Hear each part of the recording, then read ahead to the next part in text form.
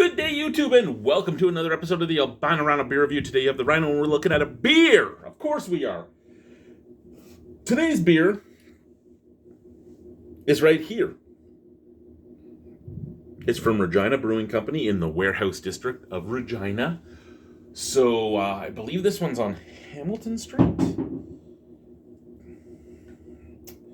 Yeah, it's 102-1377 Hamilton Street, Regina, Saskatchewan. Saskatchewan. I haven't told you what it is yet, but you know what it is because you've clicked the video and it says the title of the beer. So you can wait till I introduce it. Okay? Saskatchewan, the breadbasket of Canada, with 24 hours of sunlight. I found out yesterday that Saskatchewan is the only place in Canada that deviates or ranges or fluctuates in temperature by over 100 degrees a year. As in, you can hit negative 50 and you can hit plus 50 in the same year. I mean, the Arctic might hit negative 75 or negative 60, but you usually don't get above 20. That's cray-cray to me. Anyway, over rich flatland soil, it's an ideal place to grow field crops. Saskatchewan accounts for over 43% of Canada's cropland and is a world leader in the export of spring wheat, lentils, barley, and oats. Canada's prairie province, with an abundance of riches, is a great place to make beer and an even better place to enjoy them. We take our base sour recipe. I've never had their base sour. I don't know what their base sour is. And scour Saskatchewan for the freshest local fruits to keep this beer unique and interesting. Water, fruit, grain, yeast, and hops. This is South Sask Sour at 6.8% alcohol and 5.2% alcohol. 6.8 IBU and 5.2% alcohol. So, from what I gather with that is that this is an ever-change. I didn't ask Chris to explain that to me. So, is this an ever-changing beer? Is that what this is? An ever-changing beer? Or is it like a soursop? Or is it... Because soursop is huge in Saskatchewan, Alberta, Manitoba. But, well, you're scouring Saskatchewan. So this beer must be an ever-changing beer. But it's from crops from the south of Saskatchewan. And we're in the south of Saskatchewan. Yeah. So let's get to the beer, shall we? Shall we? I think I have one beer left from Regina Brewing Company to do. And it is another sour. So the question is, because I've never had a sour brewed by my buddy Chris, that is a beautiful color. See, that screams berries to me. That screams that this is a berry beer. Again, I don't know what it is because it just says it has grains, which could be anything. You could be doing this with anything, but and fruit. So you're not telling me what fruit, but that's a beautiful, like, almost burnt orange. Kind of reminds me of the color of the Kia that I wanted. Not that it matters because I don't drive. It is hazy crazy. I cannot see shit through it. I'm looking at it on the screen with my one eye, and I'm looking at the beer with my other eye, and I don't see anything from the screen through the beer either. So the head faded rather quickly. I'm actually somewhat surprised there wasn't more retention, but there was a snap, crackle, pop that was very evident. Let's sniffer from the glass, and then we'll sniffer from the can, then we'll fill the glass up, then we'll try the beer.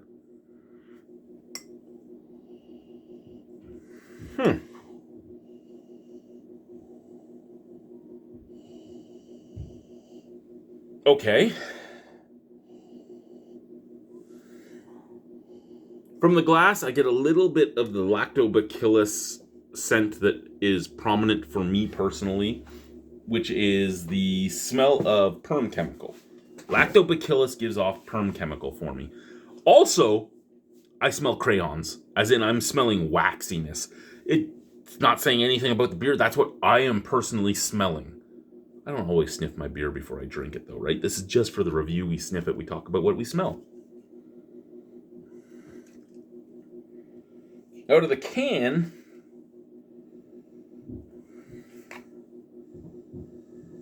I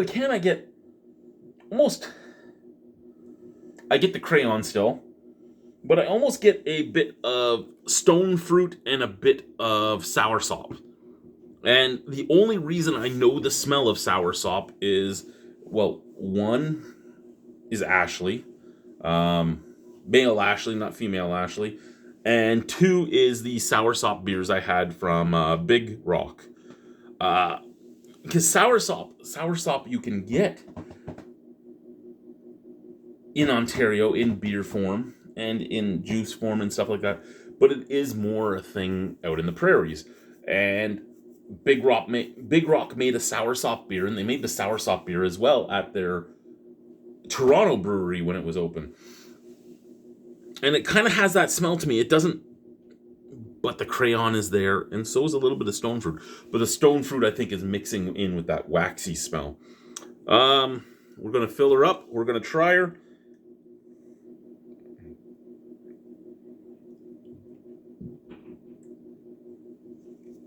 Filled.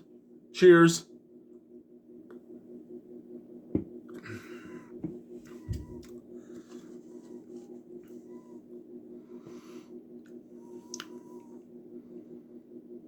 Okay. So, I'm getting where that waxiness is coming from. It tastes like nectarine. It tastes like, I'm getting nectarine and some type of berry and a lot of tannic skin, but it's not bitter as much as it's almost neutral. So that waxy smell, and I still get it, even tasting the nectarine. Even though I taste nectarine, I smell wax. I smell crayon. But when I drink it,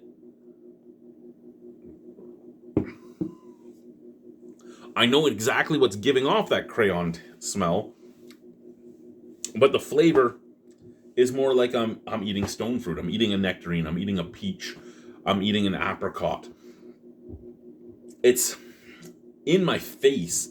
I also get some berry notes, and I get like the tannic dryingness of berry seeds.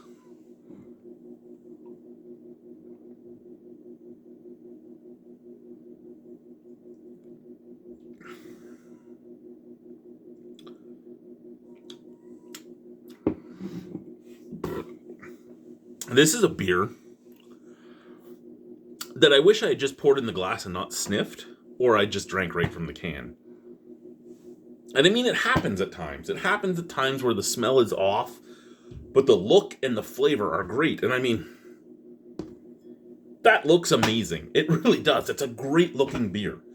I love the can. I love Regina's can art, which is basically the same for every beer except for the genuine draft and the blonde. I like this can art. I really do. All that being said, I really like this beer. I really do. And I'm sad that I sniffed it out of the glass because I still smell crayon. That's my paradigm for that smell. My paradigm for that taste is stone fruit, though. So it's a weird dichotomy when you mix your senses together and you think about it. Like, my vision, the paradigm for when I'm looking at this is berries. The paradigm for when I sniff this is crayon, wax. My paradigm for when, and on top of that, not just like paraffin wax, right? And my paradigm when I drink this is stone fruit. But here's what it comes down to. Is it a good beer? I think so.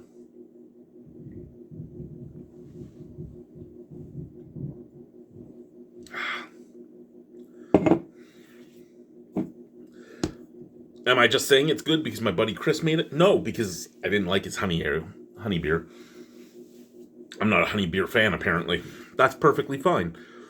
However, this South Saskatchewan Sour, this is an 8.75. I like this quite a lot. Again, peach, nectarine, apricot, a little bit of berry.